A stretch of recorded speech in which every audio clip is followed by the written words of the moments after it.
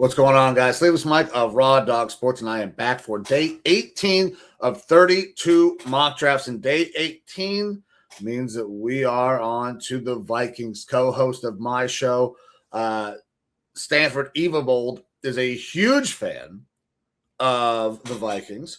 Evo, I'm going to try to not screw this up because I know that you've asked me to do so. We'll see how the board falls. A lot of people have mocked a certain player to the Vikings. We'll see if he's still there when I get to the board.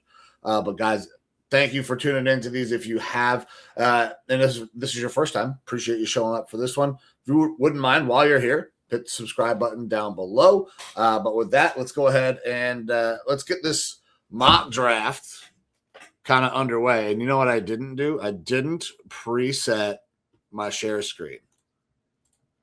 There it is. All right. So we got the Vikings selected at 18. And, I even wore a little bit of purple today. I don't know if you can, from my boy Evo.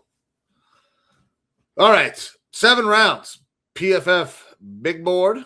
None of this shit changed, even though PFF is probably going to die at some point, which is terrible. But here we go. Let's enjoy it while we have it. And let's start the draft because we know that Fernando Mendoza is going 1. We got Mendoza 1, Bain 2, Styles 3, Love 4, Reese 5, Carnell Tate 6. Thank you. Finally, that was the right move. 7, David Bailey to Washington. The Saints take Maui Noah, Mansour Delane to the Chiefs. Dylan Theinman at 10. So the safety I was thinking about is gone. Spencer Fano, and that's all right. We'll just stop at 10. I don't need to go through all of those. So who I originally wanted to target here is gone. It says needs a running back, center, D-line, and safety. They have running backs. I know that Aaron Jones is very long in the tooth. He took less money to come back. Jordan Mason did not pan out the way that people were hoping, didn't take a bigger role and step forward after his time in San Francisco. So I understand why running back is a need, and it's a high need, but not right here at 18. I have some other options. I got Emmanuel McNeil-Warren right here. Big safety, 6'2", 202, runs really well. We just broke down these guys the other night. Missed tackles is a little bit of a concern, right? But I think he's going to be better in coverage anyways. I'd like to have him, probably, deep safety a little bit more than I have him in the box. But, whatever. So Emmanuel McNeil-Warren would be a good fit, especially because, they are trying to replace Harrison Smith. This could do that. Terrell here at corner. D lineman. Peter Woods, he won't be around. No. Caden McDonald. See, I could maybe find a Lee Hunter or Dominique Orange a little later on. Let's address the safety spot. Theinman was the primary target, but Emmanuel McNeil-Warren is a nice little consolation, and I don't think it's too much of a reach to take him here at 18. So that's what we're going to do. We're going to go Emmanuel McNeil-Warren at 18. All right, moving on down to 49.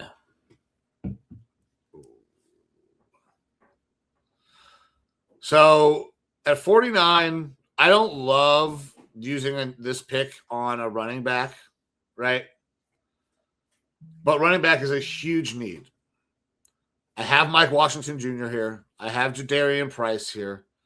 I know Evo likes both of these guys. I know he's talked about Jadarian Price a lot. You haven't seen everything that he can do because he's been sharing time with Jeremiah Love. Mike Washington Jr. is coming from a program that was awful this last year in Arkansas at 3-10 or some shit, or 2-10. They were terrible. I think he's a good back. Jonah Coleman, you can get later on. He's a potential 3-down back. Now, looking at what else is available here. See, this feels like an overdraft as well. This spot here at 49 is a tough spot for the Vikings. I feel like this is probably a potential trade out situation. Trade down, but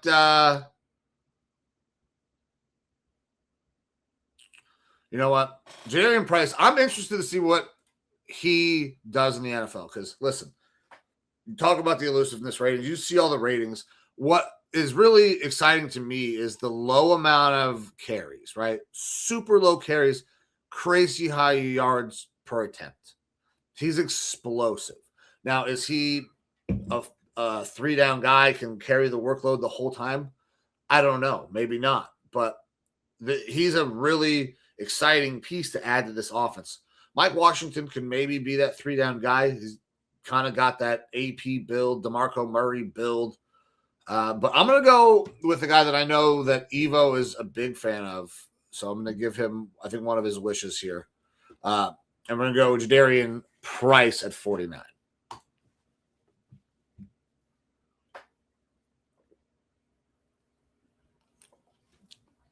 Look at that.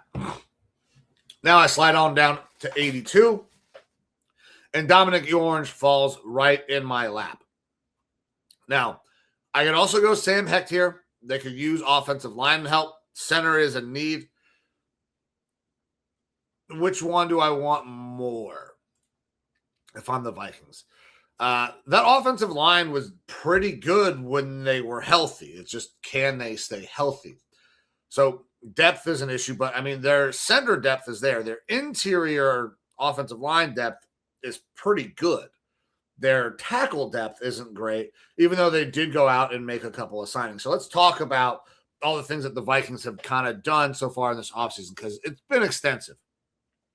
Obviously, we talked about, the running back situation. They bring Aaron Jones back on a reduced contract, but that's nowhere near the biggest news. The biggest news being Kyler Murray comes in on a 1-year deal for $1.3 million. JJ McCarthy immediately looks like a backup.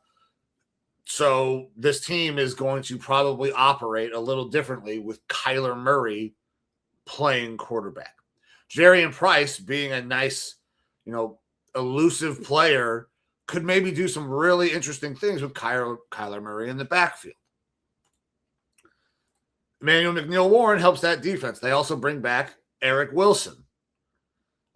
Good player for them. They bring in a James Pierre to help that corner room. Tavierre Thomas stays in Minnesota. They bring in Carson Wentz as well, so they got multiple quarterback options there. Now, Johnny Hecker at punter. They bring in a long snapper. I think it might have been their own. And then an offensive tackle in Ryan Van DeMark, who is a swing tackle. So their depth is pretty low. So at the tackle spot, it's pretty good at center, even though they could use a starting center.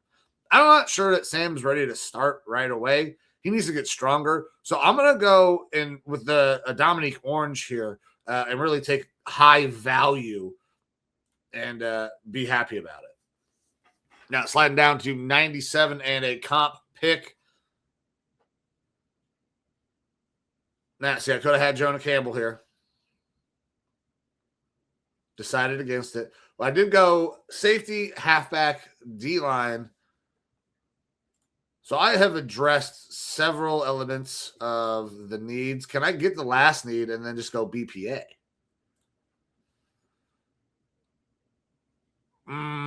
I don't want to do that here.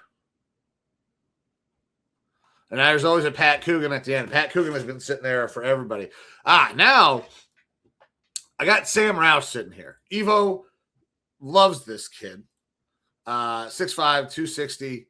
Talked about him the other night on our live show. The tight end spot, listen, they went out and they made a trade. And they brought in TJ Hawkinson, and it worked immediately. But it feels like TJ's been kind of lost, but that offense has been off with JJ playing quarterback. So maybe if things don't work out, with TJ they move on. Sam Roush is an eventual replacement. So let's go with the Sam Roush here at 97.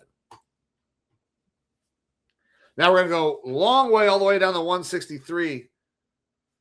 All right, we talked about tackle depth. They don't have a ton of it. We still have not addressed that center spot. Pat Coogan is the next one. So 163 feels high. I'm gonna hold out and see if I can steal him at 196.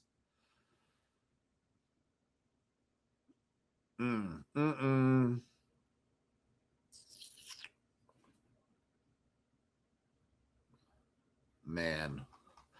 That wide receiver group is obviously good, but what is going to happen with Jordan Addison? Is he going to be re-signed?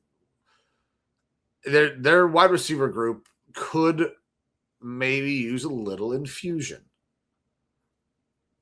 There are a couple guys that I talked about who will still be there. Pat Coogan and Tyron Montgomery. Tyron Montgomery would be a really interesting and fun pick because this guy comes from a small school. Maybe he doesn't have the highest level of coaching. He's going to go to an organization that really invests in their young players, knows how to deal with young wide receivers, and he's going to be able to learn from a guy in Jettas. So taking a Tyron Montgomery here is really intriguing to me. He will probably still be around later on. So I'm not going to do that because PFF will fucking kill me for it. We've talked about the tackle depth. Let's go and add a little bit of tackle depth. Left tackle here in Isaiah Ward out of Oregon.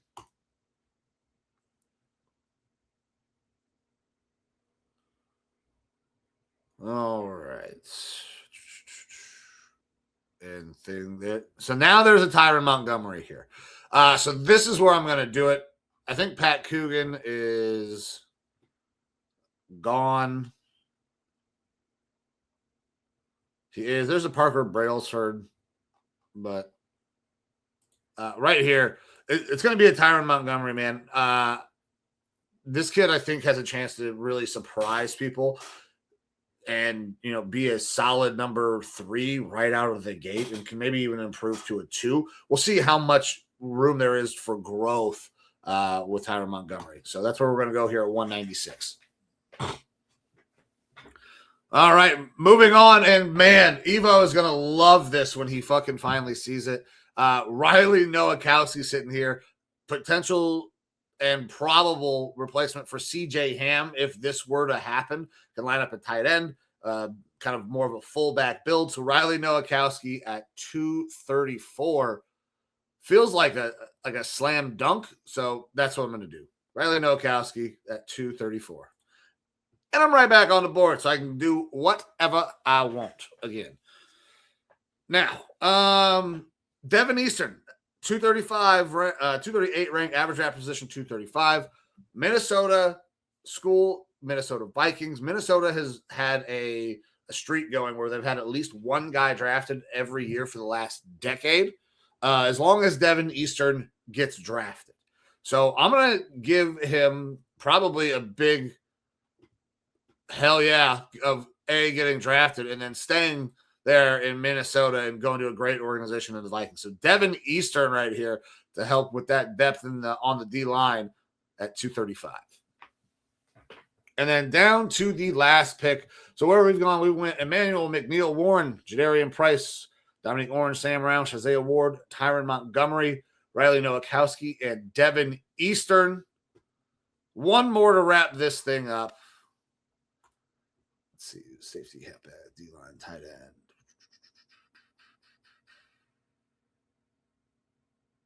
Let's go to the defensive side.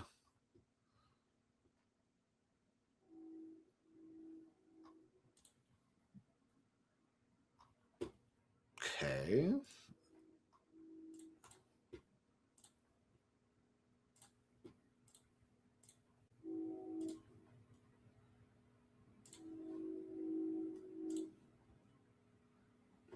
Oh, well, here it is. I mean, 3-4 outside linebacker type.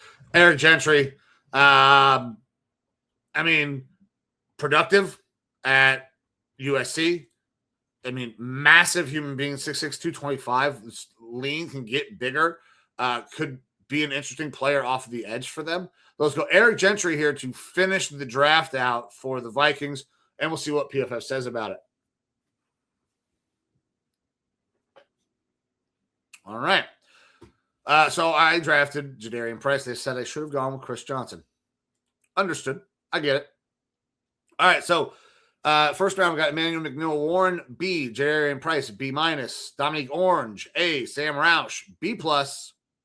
Isaiah World, B+. Tyron Montgomery, they did not love, D+. Riley Nowakowski, B-. Devin Eastern, B+. Eric Gentry, C+. For an overall grade of a B. They say it's in the bottom 39% of Vikings drafts, but Vikings fans, let me know what you think. I'm sure that I will hear a lot about this draft from Evo, and if he liked it, if he would have gone somewhere else, seeing the way the board was falling. But I appreciate everybody who tunes in. Like I said earlier, it has been a lot of fun doing all of these. And if you guys are tuning in, I appreciate you very much. Hit the subscribe button down below before you bounce. Time is the most valuable thing that you have. So anytime you give some to me or anybody associated with Raw Dog Sports and the No Sleeves Network, I am forever grateful. But with that, guys, I am going to get out of here, and I will see you tomorrow. See you.